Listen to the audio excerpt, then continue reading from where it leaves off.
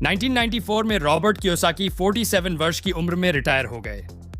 हालांकि रिटायरमेंट लेने के बाद उनके लिए और उनकी 37 वर्ष की वाइफ किम के लिए काम करना जरूरी नहीं था, क्योंकि फ्यूचर में भी उनकी संपत्ति अपने आप बढ़ती रहेगी। लेकिन वह दोनों अभी भी काम करते हैं। जब भी कियोसाकी तमाम लोगों से बात करते हैं तो वह लोग अक्सर कुछ सवाल पूछते हैं और उनसे एडवाइस मांगते हैं, जैसे कि पैसा कमाने की शुरुआत कैसे करें, क्या वह किसी किताब के बारे में सुझाव देंगे, उन्हें अपने बच्चों को तैयार करने के लिए क्या करना चाहिए और वह करोड़ों रुपया कैसे कमा सकते हैं, वगैरह वगैरह। जब भी कियोसाकी इस तरह के सवालों को सुनते हैं तब उन्हें एक कहानी की याद आती है। वो बताते हैं कि 1923 में शिकागो में एक मीटिंग के लिए सबसे बड़े नेता और सबसे अमीर बिजनेसमैन एक साथ शामिल हुए। 25 साल बाद उनमें से 9 लोगों की जिंदगी अलग अलग तरीकों से खत्म हो गई, जैसे कि 4 की मौत हो गई, 1 पागल हो गया, 2 को जेल से रिहा किया गया और टो ने की आत्महत्या कर ली। उन सभी लोगों की बदकिस्मती की वजह शायद यह थी कि 1929 के स्टॉक मार्केट क्रैश और ग्रेट डिप्रेशन की वजह से उनकी जिंदगियों पर बहुत भारी निगेटिव असर पड़ा था। इस कहानी में सीखने लायक सबसे बड़ा फाइनेंशियल लेसन यह है कि आज हम इन लोगों के मुकाबले में ज्यादा बड़े और तेज बदलाव के दौर में जी रहे हैं। लेखक कहते हैं कि उन्हें ऐसा लगता है कि आने वाले वर्षों में स्टॉक मार्केट में कई उछाल और हलचल होंगी, और जैसा कि ऊपर बताए गए 9 लोगों की तरह और भी तमाम लोगों ने एक जबरदस्त स्टॉक मार्केट क्रैश का सामना किया था। उसके बारे में सोचकर उन्हें इस बात की चिंता है कि बहुत से लोग अपने सबसे बड़े एसेट यानी फाइनेंशियल एजुकेशन पर ज्यादा से ज्यादा ध्यान देने की जगह सिर्फ ज्यादा से ज्यादा पैसा बनाने पर बहुत ज्यादा ध्यान फोकस कर रहे हैं।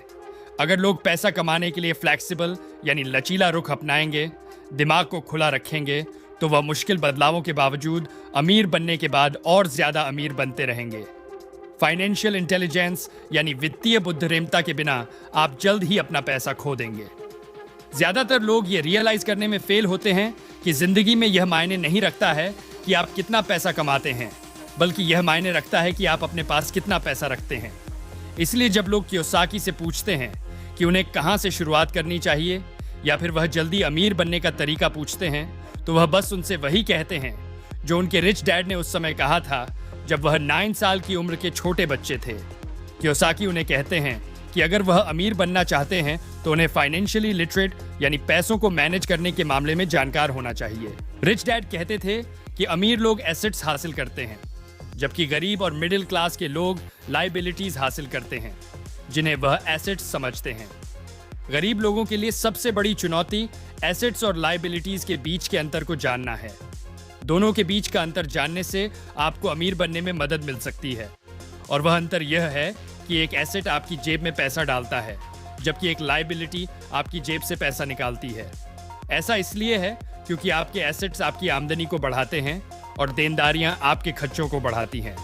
अगर आप अमीर बनना चाहते हैं तो बस अपनी जिंदगी में एसेट्स हासिल करें, लेकिन अगर आप जिंदगी में देनदारियां हासिल करेंगे तो आप गरीब या मिडिल क्लास में बने रहेंगे। आमतौर पर गरीब और मिडिल क्लास के लोगों को काम करने से मिलने वाली तनख्वाह इनकम देती है, जिसकी मदद से वह अपनी देनदारियों और खर्चों का पेमेंट करते हैं। अगर उनकी देनदारियां और खर्चे उनकी तनख्वाह की इनकम से ज्यादा होते हैं तो वह लोग और ज्यादा गरीब बनते जाते हैं। हालांकि अमीर लोगों की बैलेंस शीट के एसेट्स वाले कॉलम में उनके एसेट्स हमेशा बढ़ते रहते हैं और उनके क्षयों वाले कॉलम के मुकाबले इनकम को बढ़ाते रहते हैं। फॉर एग्जाम्पल, उनके एसेट्स उन्हें लगातार किराए की इनकम, डिविडेंड, ब्याज या रॉयल्टी दे सकते हैं, जिसकी वजह से वह और ज्यादा अमीर बनते जाते